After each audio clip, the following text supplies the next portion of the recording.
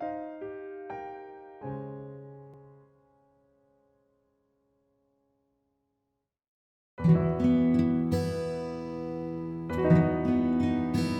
am Nick's wife, and very proud to say that we shared 45 wonderful years together.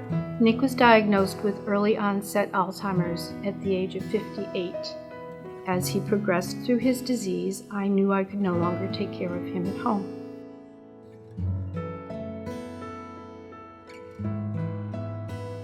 Compassionate care means that somebody is dedicated, somebody who shows that they truly care beyond all limits, somebody who's empathetic, somebody who's devoted, somebody who's just always going to be there to care for your loved one through the last stages of their lives. It cannot be easy to come up with ideas that can incorporate people with memory issues into activities that they can really participate in. But what Ashley's able to do is to select activities that can still provide enjoyment for a wide range of the residents. She selects activities that can be enjoyed for those who have high functioning levels, but also the experience of just being out, being in the community, getting the sense of motion in the bus, getting the sense of the sunlight hitting their face. These are still dignifying activities for people who really can't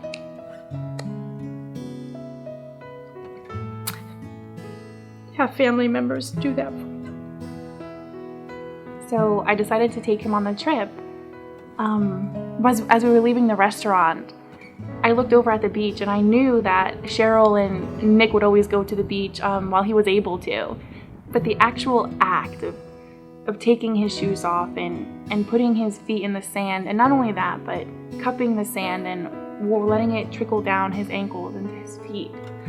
You could just tell at the look on his face. He was just so grateful, and there was no better feeling in the world than knowing that I put that smile on his face. Nick was quite an artificio of Shakespeare, and Ashley put together a beautiful, beautiful book, knowing full well how much Shakespeare meant to him. And there's just one quick quote: "To make some special instant, special blessed." That's what she did that day. She took a moment that changed his perceptions, and even though it may have only been for those moments, it meant the world to us. One of the things that gets kind of hard for me to talk about is Nick wasn't very verbal anymore because of the decline of the disease. So every day when I bring residents back from the trip, I always, thank them for coming. I hold the door open for them. Thank you for coming. Thank you for coming. And Nick being almost nonverbal, it was very surprising that when I knelt down by his side to thank him for coming, he looked at me and he very clearly said, "Thank you." And it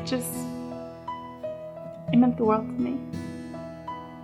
And that's really what she was able to bring out from a person who could barely put together 2 or 3 words.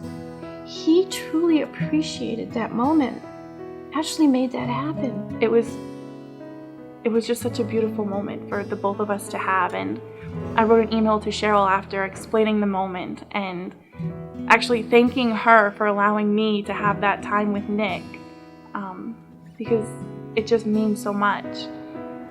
Because I knew with him declining that it might be the last chance that he got to experience that type of serenity and scenery.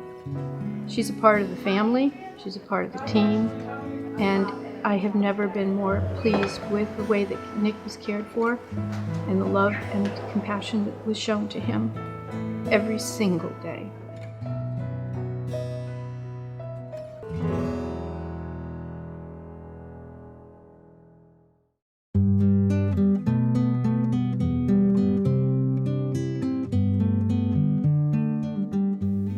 My mother is Mary Lucia Egan, and she lives here in Blenheim, Newport.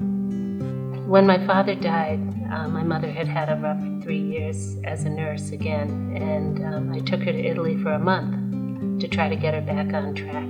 By the end of the trip, we had gone into ceramic factories, we had placed huge orders, and came back and opened up a little Italian gift shop here in Newport.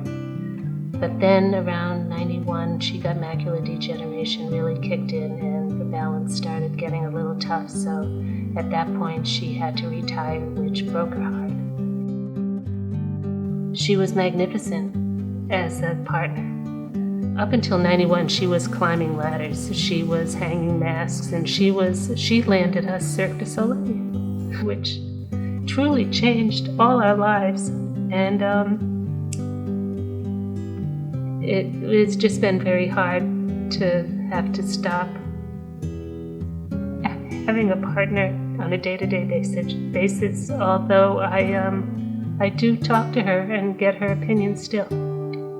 The day my mother arrived here, she wasn't the happiest individual. We were barely inside the door, and this woman came and said, "I'm the angel." My name is Gaylyn Cornaby, and I have a list. I am the Benchmark Connections Coordinator. I'm the Programming Assistant, was the Blenheim Angel, and I'm also the Cultural Ambassador.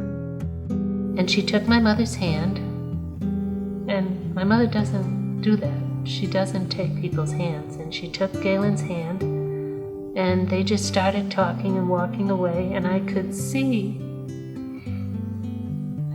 the fear just leaving her, and she smiled. Well, when Lucia first got here, she was very nervous. She's me in a few years. So she was an extremely strong, independent, and stubborn woman. So I just kind of took her by the hand, explained to her this is her home, and I just wanted to make her feel comfortable and at ease because she was very antsy when she first got here. So we just spent a lot of time together. I would visit with her, get to know her, know her dislikes, her likes, and everything, and just really got to like her. I was flying on Air France from Boston to Paris and then Paris to Florence. And it's a flight Mom and I took all the time. And so I got into Florence and had dinner and got back to the hotel, flipped on the television and saw all the Paris bombing. Then I figured, I all of a sudden said, I've got to make sure Mom knows I'm okay. So I called. And she answered the phone, and she was crying, and she said, "I'm so scared for you being over there." And all of a sudden, she's talking to someone, and I'm like, who are you talking to, Mom? And she says, "Gaylyn's here." I said, "But I know it's her day off. Why is she there?" And she said, "Here, let me put her on." So Gaylyn said, "I know how your mother is a CNN addict, and that she would be upset that you were in the middle of all this, so I came over here to just hang out with her." And I said, "But you only get this one day off." And she says, "This is where I'm supposed to be." And at that point, she didn't just comfort my mother. Her voice, her mannerisms calmed me down too. Hopefully I bring a little joy. I mean, if I can go away each day knowing that I made just one resident a little happier than what they were in the morning, it's a good day. Compassionate caregiver to me is not something just I do. I see it from a lot of people here every single day. And it's when you walk into a room, a resident knows that you are their friend and that you care about them, because they're not really our residents. They're in their home, and it feels like they're part of our family. She touches everybody, and it's like she has this sense that if you are not feeling great, she goes right to you. It's like she's got this radar. People like Gaylyn. Everybody loves her here, and they just adore her, and she is a very, very special person.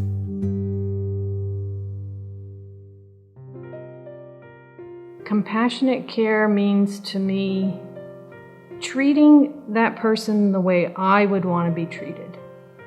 Compassionate care to me, in one word, is dignity.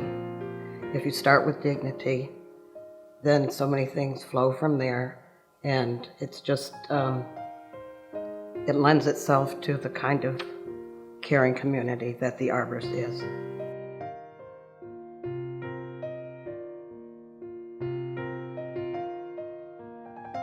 Hi, I'm Laura Caffrey, and Janet takes care of my mom. And my brother and I wouldn't make it through without Janet taking care of our mom.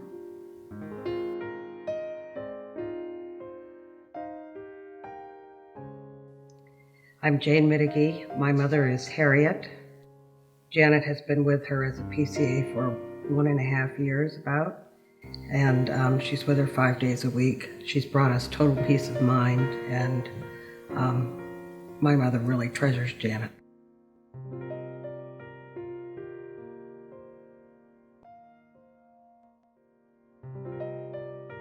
I would say I bring a heart full of love, kindness, strength. I have a very strong faith, and I'm a good coworker. I try to keep upbeat and positive. I had one older sister and I had 3 older brothers, and I was 13 years old when my sister, who was 4 years older, who I adored, started having mental and emotional problems, and she was diagnosed schizophrenic. And what I'm getting at is I was young. I couldn't help her. And it's a very tough disease. And since now I'm working with dementia, I can actually see similarities. And it's just fulfilling for me to be able to educate myself and bring some joy to folks similar to my sister. She couldn't help herself. These folks can't help this disease, and so it just means the world to me to bring a little joy into their life. Compassionate care to me is just this inner, there's this inner something about Janet, and it might be her faith or that she feels this is kind of her mission to do this work, but the care that Janet gives to my mother and to everybody that she encounters while she's here working, it just comes from inside her. It's just kind of deeper than saying the right thing. You just know she cares to the nth degree. There's so many things I admire about Janet that I can't possibly list them all. The little things, the big things, she is so caring, so gentle, so sensitive to my mother and what suits her. I admire that she spends so much time away from the job researching dementia, looking for products for sensory stimulation and stuff like that, all of which she buys with her own money and brings them in. I don't know how anybody is empathetic as Janet is. But it's definitely not a job to her. She seems to feel every bit of it. And she's just wonderful with my mother. That's what I admire and appreciate about her very much. I'm just a big giver, and it's very gratifying for me to be able to help these residents. And you know, it's not just me, it's everybody here at work, from housekeeper to top of management. You know, it takes a team, it takes a community. With us all working as a team, we're giving the best possible care that these residents can receive, and they deserve it. They're saints as far as I'm concerned. So when your mother is around saints, what's not to be happy about? She's such a naturally empathetic and kind and warm person. I guess I think what compassionate care means is Janet.